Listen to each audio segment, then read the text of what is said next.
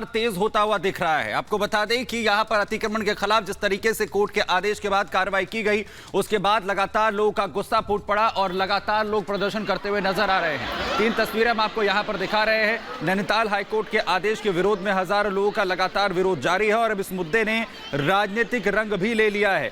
पूरा मुद्दे पर सुप्रीम कोर्ट भी जा चुका है। दरअसल उत्तराखंड के हल्द्वानी में रेलवे की जमीन पर अतिक्रमण का ही पूरा मामला है। 20 दिसंबर को हाईकोर्ट ने 4000 से ज्यादा अवैध घर तोड़ने का जो आदेश है वो यहां पर दिया था।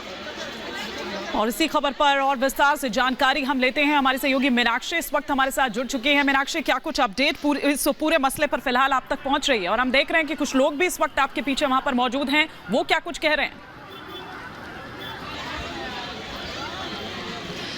देखिए हिमानी, अगर हम बात करते हैं तो सबसे पहले मैं आपको ये जानकारी देना चाहूंगी कि लगभग 1.5 से 2 किलोमीटर का ये पूरा एरिया है जो कि उस तरफ से शुरू होता है। अपने बीजे से कहूंगी आपको वो तस्वीरें दिखाएं। ये पूरे घर है जो इन्हें चिन्हित किया गया है और इसके पीछे की जो जमीन है उसे चिन्हित किया गया है। हाँ, अगर मैं जिस साइड खड़ी हुई हूँ, इधर लेफ्ट साइड की बात करते हैं, ये पूरा जो एरिया है इसे चिन्हित किया गया है। साथ ही ये बालिका उच्च माध्यमिक विद्यालय है बनभूलपुरा का, इसे भी चिन्हित किया गया है। और इसके पीछे की जो जगह है इन सभी को चिन्हित किया गया है, जिससे कहा जा रहा है कि ये अतिक्रमण है और इसे हटाने की ये कवायद शुरू हो रही है। आपको जानकारी दे दें कि दशकों पुराना ये केस है और उच्च न्यायालय में चल रहा था, जिसके बाद नैनीताल हाईकोर्ट ने इस पर संज्ञान लिया। नैनीताल हाईकोर्ट ने दोनों पक्षों को सुना है, उसके बाद ये जानकारी दी गई, ये कहा कि अतिक्रमण जो है उसे हटाया जाएगा। हालांकि अब फैसला उच्चतम न्यायालय करने वाला है, कल इस पर सुनवाई होने वाली है। यहाँ के लोगों का साफ तौर पर कहना है कि हम दशकों पहले से रह रहे हैं, हमारे बच्चे यहाँ पैदा हुए और जब हम यहाँ पर रह रहे थे तो ये अतिक्रमण कैसे हो सकता है, हम इसे कैसे छोड़ सकते हैं। अगर हमसे ये कहा जाए कि रातों रात हम अपना सामान लेकर के कहीं और जाकर के शिफ्ट हो जाए तो ये हमारे लिए पॉसिबल नहीं है। लोग हटने के लिए तैयार नहीं है। और दूसरी तरफ अब केस जो है वो उच्चतम न्यायालय में चला गया है। मुख्यमंत्री पुष्कर सिंह धामी के पास कांग्रेस नेता भी पहुंचे हुए थे, प्रीतम सिंह, जिन्होंने वहां पर नोटिस दिया, ज्ञापन सौंपा और साफ तौर पर कहा इन्हें, जिन लोगों को आप हटाने की कोशिश कर रहे हैं, जिन्हें आप हटाना चाहते हैं, उन्हें कहीं और स्थापित किया जाए। यहाँ पर कई फैक्ट्रियां हैं, पेपर मिल है, पेपर की फैक्ट्री है। तो ऐसे में लोगों का सवाल यही है कि अगर हमें यहाँ से हटाया गया तो आखिरकार हम जाएंगे कहाँ? बिल्कुल मीनाक्षी, आप बने रहिए हमारे साथ, हम लौटेंगे आपके पास। लेकिन देखिए, अवैध जो ये जमीन है उस पर कब्जाने का जो ये पूरा मामला है, मुद्दा जो है वो गर्माता जा रहा है। लोग भी वहां पर क्या कुछ कह रहे हैं, ये हमारी सहयोगी मीनाक्षी आपको बता रही थी ग्राउंड से। लेकिन इसी से जुड़ी एक रिपोर्ट आपको दिखाते हैं जिससे आप इस पूरे मामले को विस्तार से समझेंगे।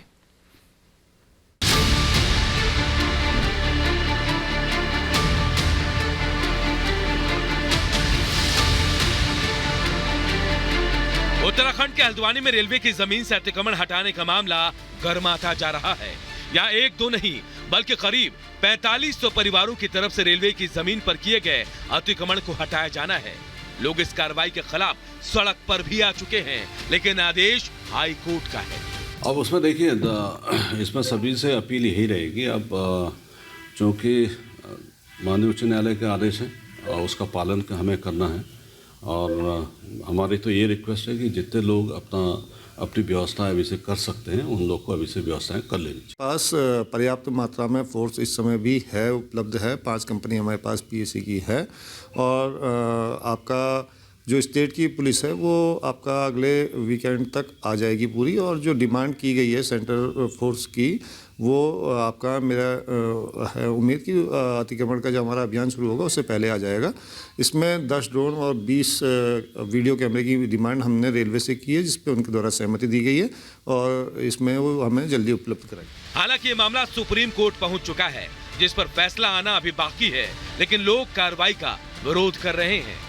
उस एरिया से रिपोर्ट कर रहे हैं जहां पर एक लीगल केस चल रहा है रेलवे और उन लोगों के बीच में जो यहाँ रहते हैं। मैं मनीष को कहूँगी कि वो दिखाएं कि किस तरीके से ये जो सारा एरिया, आप देख सकते हैं कि यहाँ बड़े बड़े घर हैं, दुकानें हैं, स्कूल है, मकान है, एक तरीके से पूरा यहाँ पे एक रेजिडेंशियल एरिया बसाया गया है। और अब केस ये है कि रेलवे कह रहा है कि ये उनकी ज़मीन है और जहाँ की यहाँ के लोगों की कहने की बात है, वो ये कह रहे हैं कि वो दसियों सालों से यहाँ पर रह रहे हैं, 50 साल, कुछ बिल्डिंग 100 साल भी पुरानी है।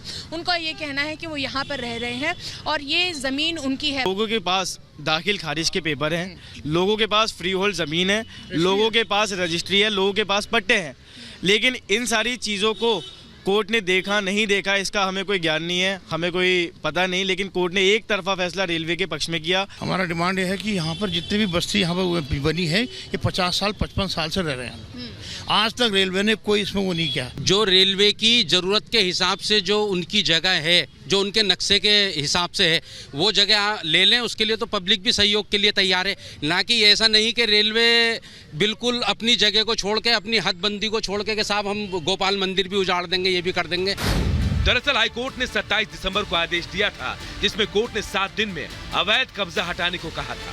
हाईकोर्ट ने माना कि सरकारी जमीन पर बस्ती बनी है और बस्ती के लोगों ने रेलवे की जमीन पर कब्जा किया है।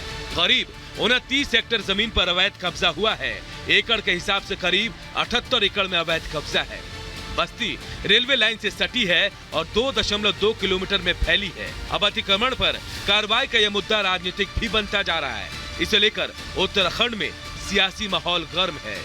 5 गवर्नमेंट के स्कूल हैं, 3 गवर्नमेंट इंटर कॉलेज है, तो क्या हल्द्वानी में ये क्या एंक्रोचमेंट है? ये इतने सालों से कैसा गवर्नमेंट ने स्कूल खोला और इंटर कॉलेज खोला?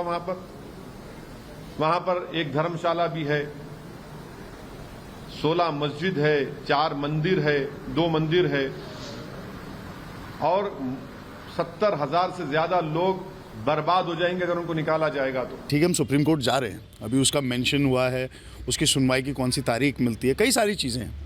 तो ये सारी चीज़ों पे और प्लस जो कल ज्ञापन हमने सौंपा था माननीय मुख्यमंत्री जी के लिए, तो उनसे हमने जानकारी ली कि संज्ञान मुख्यमंत्री जी को है, तो उन्होंने बताया कि पूरा संज्ञान भी है और हमने उनको अवेयर कराया कि 4,500 अगर खुदा ना खास्ता 1% सुप्रीम कोर्ट से स्टे नहीं मिलता तो कैसी भयावह स्थिति उत्पन्न हो सकती है। इस मुद्दे पर विपक्ष सियासी फायदा उठाने की कोशिश में है तो सरकार इसे कोर्ट का आदेश बता रही है।